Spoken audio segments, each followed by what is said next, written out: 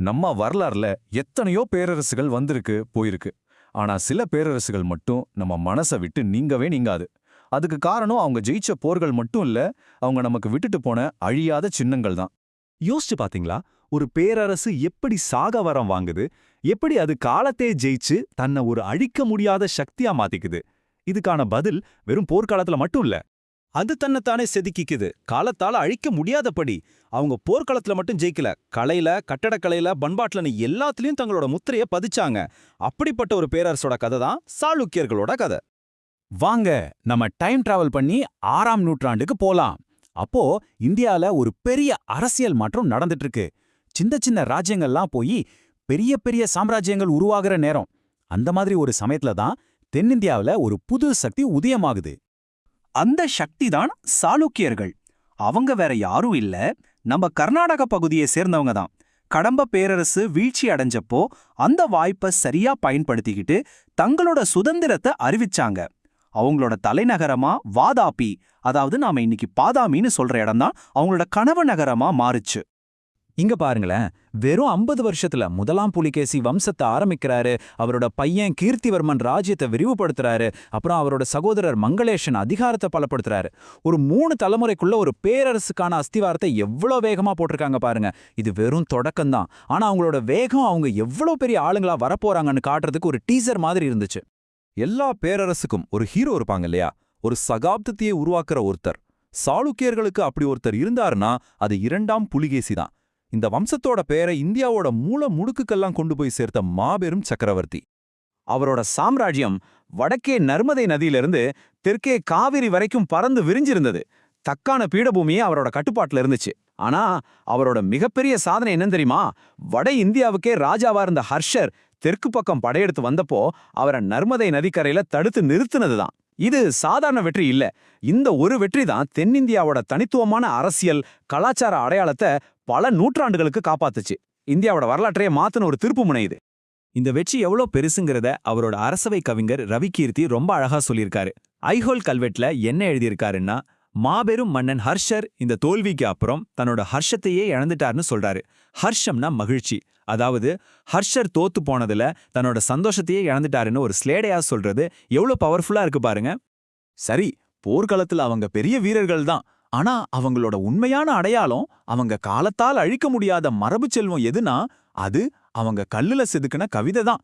ஆமாங்க, அவங்களோட கட்டடக்கலை தென்னிந்தியாவுல ஒரு புது சகாப்தத்தையே அது உருவாக்கிச்சு. இத கர்நாடக திராவிட கட்டிடக்கலைன்னு சொல்லுவாங்க. குறிப்பா ஐஹோல், பாதாமி, பட்டடக்கல்னு 3 இடங்கள்ல அவங்களோட கலை உச்சத்தை தொட்டுச்சு. இது படிப்படியா ஒரு 3 கட்டங்களா வளர்ச்சி அடங்கிய ஒரு ஸ்டைல். அவங்க கட்டினது வெறும் கோயில்கள்னு நினைக்காதீங்க, அது அவங்களோட பேரரசோட கதையே சொல்ற கல்வெட்டுகள் மாதிரி. அவங்களோட இந்த கட்டிடக்கலை பயணம் ஒரு அருமையான பரிணாம வளர்ச்சி. முதல்ல பாறைகளை குடைஞ்சு கோயில்களை உருவாக்குறாங்க. அப்புறம் தனித்தனியா கற்களை வச்சு கட்ட ஆரம்பிக்கிறாங்க. கடைசியா 2 ஸ்டைலையும் ஒன்னு சேர்த்து ஒரு பிரம்மாண்டமான உச்சத்துக்கு போறாங்க. வாங்க இந்த 3 கட்டத்தையும் ஒன்னொன்னா பார்க்கலாம். முதல் கட்டம் குடைவரை கோயில்கள். இதுல அவங்க இயற்கையே தங்களோட கேன்வாஸா மாத்திக்கிட்டாங்க. யோசிச்சு பாருங்க, ஒரு பெரிய மலையையே செதுக்கி அதுக்குள்ள ஒரு கோயிலை உருவாக்குறது எவ்வளோ பெரிய விஷயம். வெளியே பார்க்க சிம்பிளா இருந்தாலும் உள்ள போனீங்கன்னா அவ்வளவு நேர்த்தியா வேலைப்பாடுகள் இருக்கும். பாதாமி குகை கோயில்கள் இதுக்கு ஒரு சிறந்த உதாரணம். இன்ஜினியரிங்கும் சிற்பக்கலையும் ஒன்னா சேர்ந்த ஒரு அற்புதம் இது. அடுத்து 2வது கட்டம். இங்கதான் அவங்க ஒரு பெரிய ஸ்டெப் எடுக்கிறாங்க. பாறையை குடையறத விட்டுட்டு கற்களை ஒன்னொன்னா வச்சு தனியா நிக்கிற கோயில்களை கட்ட ஆரம்பிக்கிறாங்க. அதனாலதான் ஐஹோல் நகரத்தை இந்திய கோயில் கட்டிடக்கலையோட தொட்டில்னே சொல்றாங்க. அங்கதான் பலவிதமான டிசைன்களை முயற்சி பண்ணி பார்க்கறாங்க. வட இந்திய, தென்னிந்திய ஸ்டைல எல்லாம் ஒன்னு சேர்க்கிற முயற்சி கூட இங்கதான் தொடங்குது. 3வது கட்டம், இதுதான் கிளைமேக்ஸ். பட்டடக்கல். இன்னைக்கு இது ஒரு யுனெஸ்கோ உலக பாரம்பரிய தளம். அவங்க ஐஹோல்ல செஞ்ச எல்லா பரிசோதனைகளோட வெற்றியும் இங்க தான் தெரியுது. வட இந்திய நாகர ஸ்டைல், தென்னிந்திய திராவிட ஸ்டைல் 2யும் அவ்வளோ அழகா ஒன்னு சேர்த்திருப்பாங்க. இங்க இருக்கிற விருபாக்ஷர் கோயில ஒரு ராணி தன்னோட கணவரோட ராணுவ வெற்றியை கொண்டாட கட்டுனதுன்னு சொல்லும்போது அந்த பெருமையே தனிதான். இப்படி கலை, போருனே எல்லாத்திலையும் உச்சத்துல இருந்த சாளுக்கியர்களுக்கு ஒரு சரிவு வருது. கிபி 753ல ராஷ்டிரகூடர்கள் அவங்கள தோற்கடிச்சிடுறாங்க. இது அவங்களோட வரலாற்றுல ஒரு பெரிய இடைவெளி, ஒரு இருண்ட காலம்னு கூட சொல்லலாம். கிட்டத்தட்ட 200 வருஷத்துக்கு மேல அவங்க ராஷ்டிரகூடர்களுக்கு கீழே சிற்றரசர்களா இருக்காங்க. யோசிச்சு பாருங்க, 200 வருஷம்னா சும்மாவா? அதுக்குள்ள எத்தனையோ பேரரசுகள் உருவாகி அழிஞ்சே போயிருக்கும். ஆனா சாளுக்கியர்கள் விடல. கிபி 973ல மேலே சாளுக்கியர்கள்ங்கிற பேர்ல மறுபடியும் ஒரு பேரரசா எழுந்து நிக்கிறாங்க. இது அவங்களோட மன உறுதிக்கு கிடைச்ச வெற்றி. அப்ப சாளுக்கியர்கள்லாம் ஒரே வம்சம்தானான்னு கேட்டா ஆமாம், ஆனா கொஞ்சம் சிக்கலானது. அவங்க வரலாற்ற 3ஆ பிரிக்கலாம். முதல்ல வந்தவங்க பாதாமி சாளுக்கியர்கள். இவங்க தான் கட்டிடக்கலையோட முன்னோடிகள். அவங்களுக்கு இணையா ஆந்திர பகுதியில கீழே சாளுக்கியர்கள் ஆட்சி செஞ்சாங்க. அவங்க தெலுங்கு இலக்கியத்துக்கு ரொம்ப ஆதரவு கொடுத்தாங்க. அப்புறம் அந்த 200 வருஷ இடைவெளிக்கு பிறகு வந்தவங்க தான் மேலை சாளுக்கியர்கள். இவங்க கன்னட இலக்கியத்தை வளர்த்தாங்க. தலைநகரம் காலகட்டம் வேற வேறையா இருந்தாலும் இவங்க எல்லாரும் சாளுக்கிய வம்சத்தை சேர்ந்தவங்க தான். சரி, அவங்களோட ஆட்சி முடிஞ்சிருச்சு. ஆனா அவங்களோட தாக்கம் இன்னமும் முடியல. ஒரு பேரரசோட உண்மையான வெற்றிங்கிறது அது எவ்வளோ காலம் ஆட்சி செஞ்சதுங்கிறதுல இல்ல, அது என்னத்தை விட்டுட்டு போச்சுங்கிறதுல தான் இருக்கு. 600க்கும் அதிகமான வருஷங்கள். யோசிச்சு பாருங்க, இத்தனை வருஷம் ஒரு வம்சம் தக்கான பகுதியோட அரசியலையும் கலாச்சாரத்தையும் தீர்மானிச்சிருக்கு. நடுல சரிவுகள் வந்தாலும் பல கிளைகளா பிரிஞ்சாலும் அவங்க தொடர்ந்து ஆட்சி செஞ்சிருக்காங்க.